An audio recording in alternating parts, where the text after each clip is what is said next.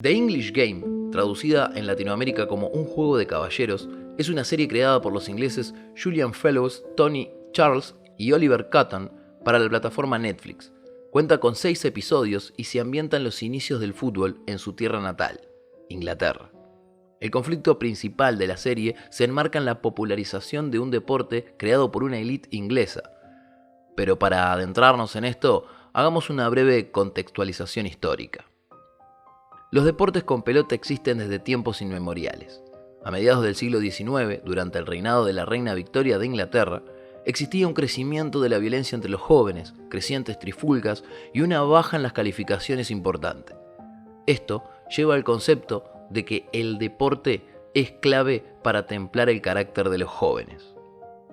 De esa manera, se crea el fútbol, para aumentar las calificaciones y disminuir la violencia en la juventud. Es por ello que se crean los colegios de la alta sociedad. Por ese tiempo, el deporte madre era el rugby, un deporte de mucho contacto. Como se necesitaba canalizar la violencia, se crearon 13 reglas para diferenciarlo y disminuir la brusquedad del contacto. Al mismo tiempo, ocurre un evento histórico que cambiará el mundo: la Revolución Industrial. Esta revolución genera fábricas e industrias de todo tipo a lo largo de Inglaterra y el mundo. Los obreros, operarios de estas industrias, trabajan la mayor parte de su día y estas comunidades conforman la clase obrera.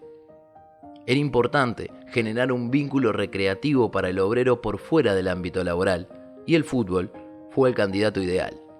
De esta manera, los obreros de las fábricas se reúnen para conformar equipos y practicar el deporte. Con este contexto, volvemos a la serie. El fútbol era controlado por los colegios. La alta sociedad, eximidos de los trabajos físicos, con condiciones de vida ideales y tiempo al alcance para actividades lúdicas y recreativas, practicaban el fútbol entre ellos. Conformaban la Football Association y disputaban la Football Association Cup, conocida como la FA Cup, que es actualmente la Copa de Inglaterra. Los equipos obreros comienzan a integrarse al torneo, pero claramente en una gran desventaja. Los colegios dirigían la liga, las reglas, y se amoldaban a su situación privilegiada. Esto hacía muy difícil para los obreros, que pasaban buena parte de sus vidas realizando trabajos físicos, poder estar a la altura. Se podría decir que la serie trata sobre cómo la clase obrera se incorpora a un deporte hasta el momento de élite y lo transforma en un fenómeno popular a nivel mundial. El protagonista principal de la serie es Fergus Suter, un albañil escocés nacido en Glasgow y gran jugador de fútbol, que deja a su club, Patrick, en Escocia, para partir a Inglaterra a sumarse al equipo de Darwen, un equipo obrero de una fábrica algodonera. Fergus Suter es considerado uno de los padres del fútbol moderno.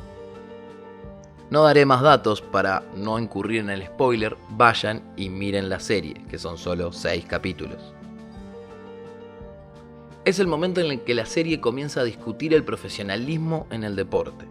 Hasta el momento, el fútbol era amateur y los futbolistas no percibían ingresos o recompensas económicas por su desempeño. De hecho, las normas lo impedían estrictamente.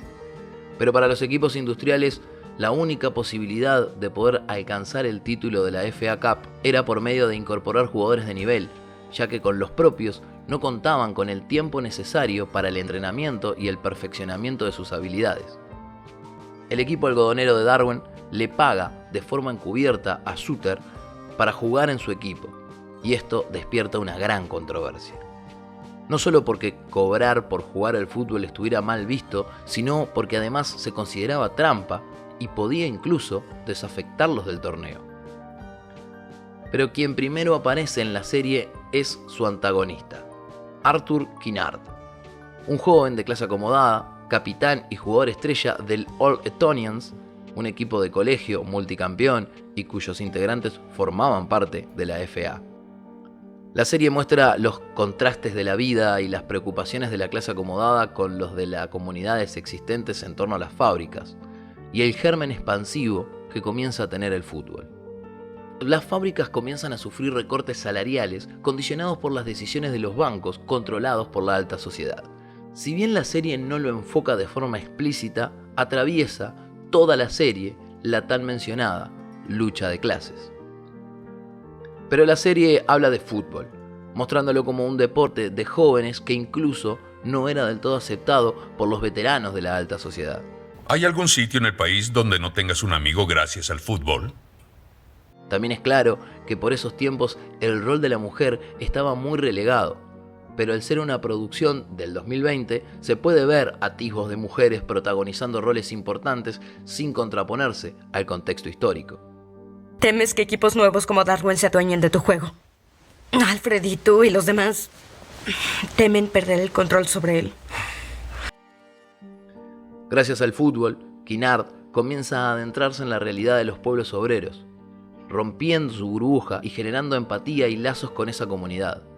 El fútbol es la plataforma con la que Kinnaird se acerca a los pueblos de las fábricas.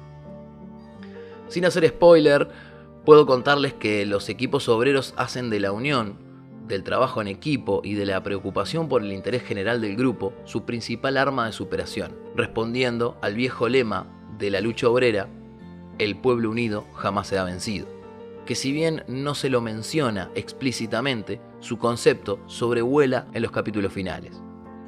Mientras tanto, desde los colegios aumenta la preocupación del crecimiento del poderío de los equipos obreros, y una frase que sí se menciona mucho por parte de los equipos de colegio es nuestro deporte. Con la excusa de la defensa del deporte, comienzan a tomarse medidas cada vez más fuertes para evitar la propagación del poderío de los equipos obreros. ¿No puedes ver lo que le están haciendo a nuestro juego? Se está quedando sin honor.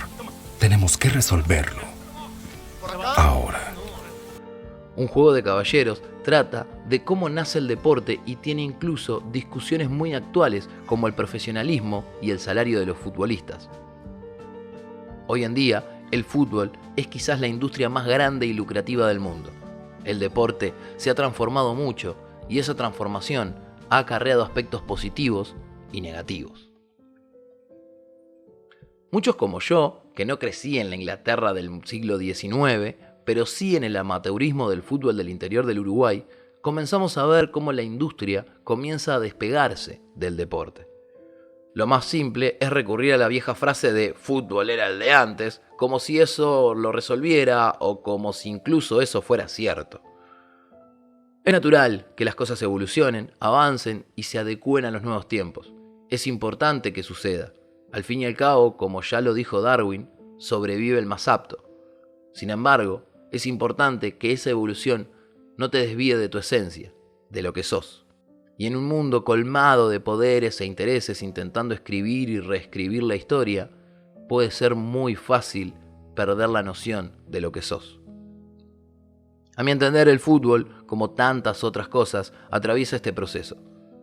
Ese deporte creado para aumentar el rendimiento educativo de los jóvenes y disminuir la violencia, hoy hace que para los futbolistas sea un verdadero desafío proyectarse en materia educativa, genera el estereotipo del jugador de fútbol como alguien poco o nada ilustrado, que incluso le cuesta comunicarse. No, en inglés no. Después salgo en toda la... Very emotional. Every people, every fan de Manchester. Riquelme está feliz. ¿Qué va a ser puto for la? Mientras es el principal foco de violencia en todo el mundo. Esto sucede cuando la evolución, que no es necesariamente mala, te desvía de tu verdadero objetivo, de tu esencia. Un juego de caballeros cuenta el origen de un deporte que rompe con la división de las clases sociales, transformándose en un instrumento de unión entre quienes viven circunstancias muy diferentes. Coloca el honor ya no como un concepto exclusivamente bélico y lo redirige a los actos humanos, a la grandeza. Eso es el fútbol. A fines del siglo XIX, el fútbol dejó de ser el deporte de las clases altas, de los colegios privados, de la alta alcurnia, y comenzó a darle lugar a los obreros. En Uruguay, el 1 de julio de 1891, desde un colegio inglés, como en los orígenes mismos del deporte, el profesor Leslie Poole y su alumno Enrique Lichtenberger fundan el Albion Football Club, el único y verdadero decano del fútbol uruguayo. 3 meses más tarde surge el equipo de la clase obrera.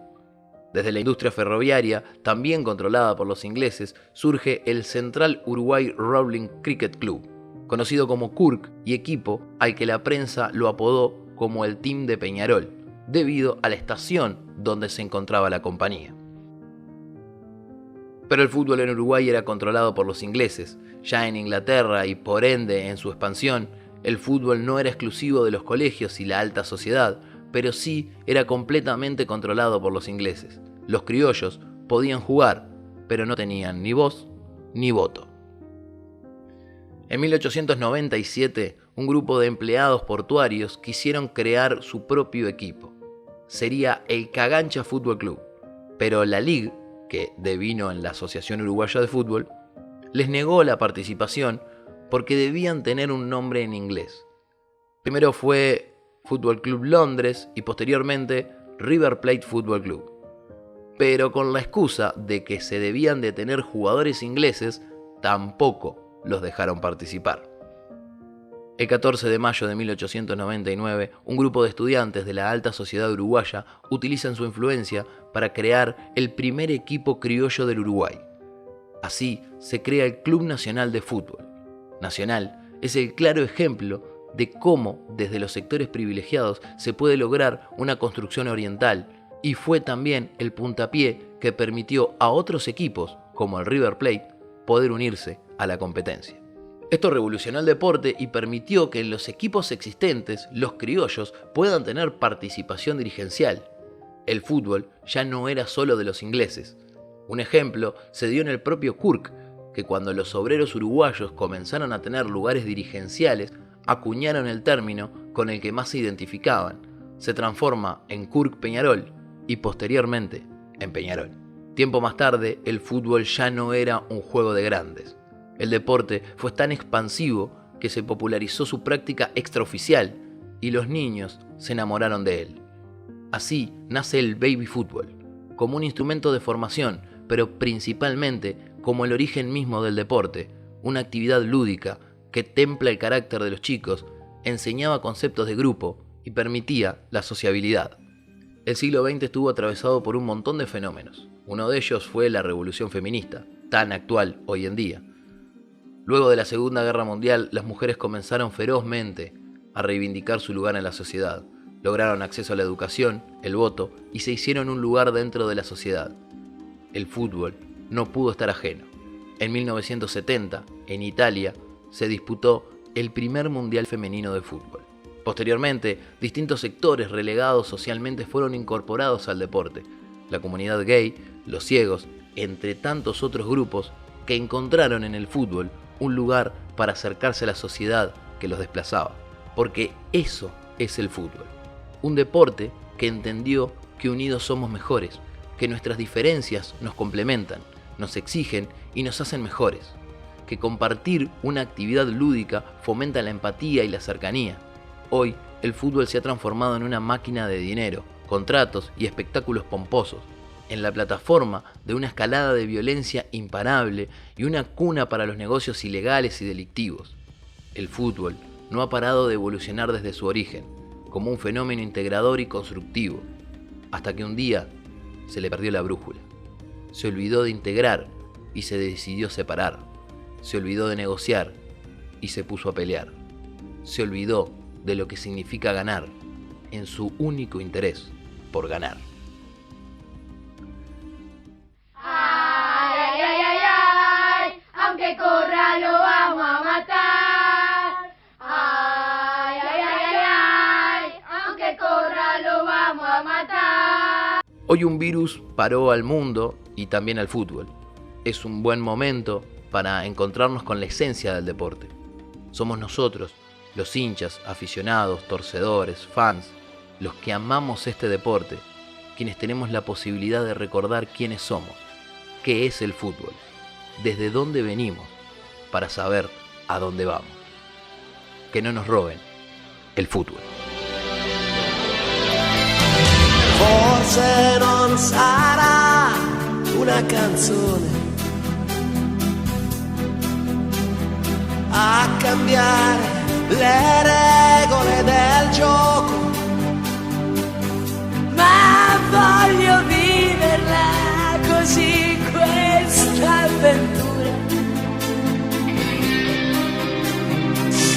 senza frontiere, con il cuore in gola. Notti mai